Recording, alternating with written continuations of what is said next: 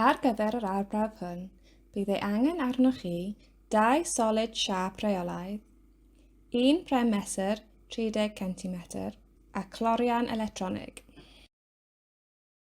Cofnodwch hyd, lled a thrwch y solid gan ddefnyddio prem mesur.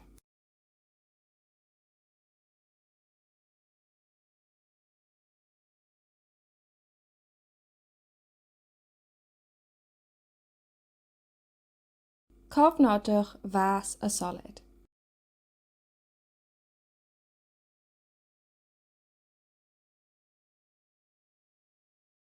Ailadroddwch ar gyfer ciwbau o wahanol ddefnydd.